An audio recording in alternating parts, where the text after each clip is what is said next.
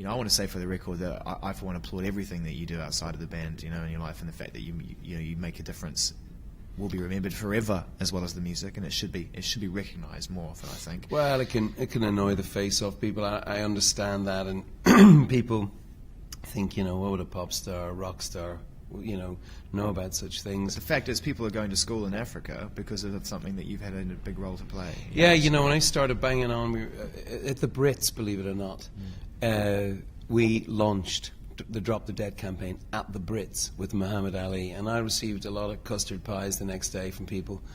And as a result of debt cancellation, there's 34 million children going to school in Africa, which is just almost inconceivable. But the monies that were freed up from debt cancellation, African governments invested really well in education in particular. So, you know, we grew up listening to The Clash. It's a very smart idea. And The Clash kind of fills your head with those kind of ideas. One day they probably will buy U2 CDs. I think that's it's all about opening new markets to the world of music. It's true. I mean, effectively, very you are the sharpest blade well. on the cutting edge of future promo. He's very together. I mean, it's incredible. You know, as they say, up there and down there for dancing. That's thinly veiled activism, man. That's what people remember you for. Thinly veiled activism, po-faced promo. Is it hard for you to leave the two, to leave, you know, the activist at the door? And actually, if I can ask, you know, when you get home, is it hard to leave behind the things you see and have to do? Is it hard to just slip into family life, you know?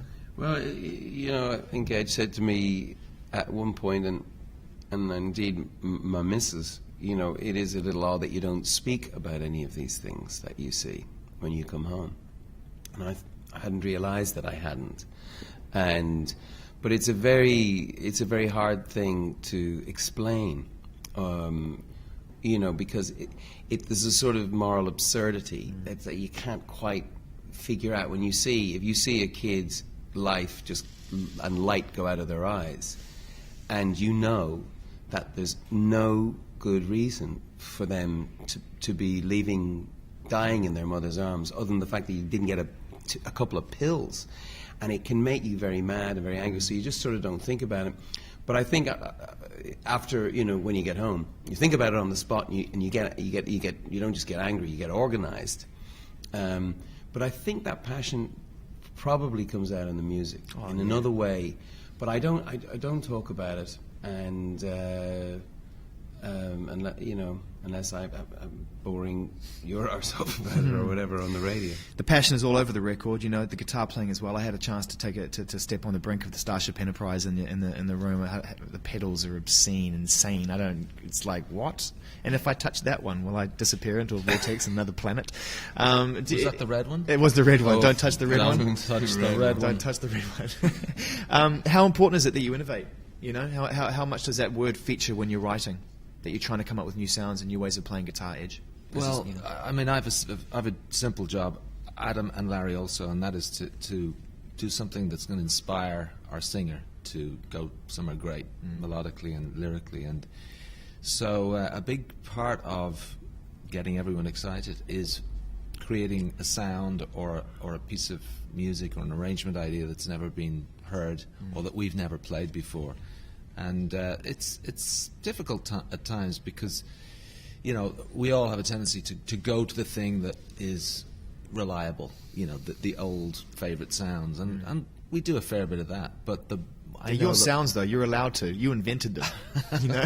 But we still try and avoid it as much as we can. Yeah. But it's the thing that we've never come across before is always a great thing. And if we hit on something fresh, really new, it's like the excitement in the room is palpable, and everyone suddenly clicks in. And on this album, which one do you think? Which one really for you is the one that, as a band, that you feel you really stepped out of your comfort zone? Sonically, weirdly enough, No Line on the Horizon. Yeah. Although it couldn't be a more simple guitar idea. It's just the punk rock chords. It's back to the Ramones, the Buzzcocks. It's like the simplest form possible, but just the right distortion pedal. It had a tone and colour that was totally new. It's a pedal actually that Ben Curtis, who was from Secret Machines, turned me on to. A pedal made by a company called Death by Audio, and I plugged it in for the first time, and Eno had this loop of Larry going, and I started playing these chords. And that tune, we only ever played it once. It was just a 15-minute jam. We chopped like the best 4.5 minutes out of it. And then actually we added some sections later. Bono came up with some great stuff, and which They lent me guitar just now and then. I wish they'd No, stop he doing came that. I up with wish some he'd great stop stuff. doing that. You know, he's a singer. Come on, man. people forget he plays great guitar, and particularly Yes, when we we're, do. Moving on. Including myself. when we're writing, he comes up with brilliant ideas. Yeah. Just can't play him twice. Yeah. This record as a whole, you know, with the touring to come. I mean, we think about, you know, how many dates you've got to do, and I've been in the crowd numerous times watching you play these huge shows, making stadiums feel small, you know. And then I've been on the receiving end, or the other end, I should say, and seeing kind of what goes into all this as well. And what I observed is the fact that most bands, when they go on the road, there's a sense of escapism and abandonment that goes with touring. With you guys, you can never really disconnect because so much of your music is connected to important periods of history and what people are going through, and it feels like, you know, these huge tours book in 2 or 3 years of your life, and when you look at what went on in those 2 or 3 years, it's just like, even just in the world, it's ridiculous. What is life actually like on the road when you're living that kind of life and you can't actually break out of the world, but you're sort of existing in this odd movement the whole time? It is no job for a grown man. There's no doubt about it, and it is a strange thing to do, to travel around with what essentially is a street gang, Yeah. and you know, just travel all the time. And then the really scary thing is, after a certain period of time, it starts to feel normal, and that's when you really know you've got to get off the road. Because you know, it does. You see bands that just get to the point where they don't know how to live another way, and they just tour then all the time. I've heard of people who come home and, you know, a few weeks later they come out of their house and get into the back of their own car. You are kidding. Oh, sorry, that was me. That's a great story. Or in a pub offering them the room key. Not these are. You know, first few days at home, it's like you wake up and you just go for the phone for room service, and it's like, oh, Bananas. That's crazy. yeah, you know, it's not good. I would be a natural travel rat, and It suits you, doesn't it? I think, the idea of waking up in, you know, Lisbon, or, you know, Boston, or, you know,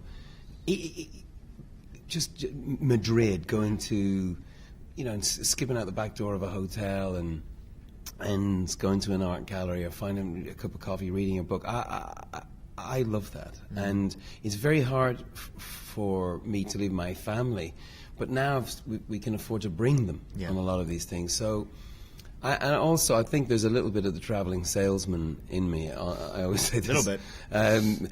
On my mother's side, and I see the sort of, you arrive, you lay out your table with your wares. You know, you've got your songs, and you're I just see it as a sort of medieval way, really.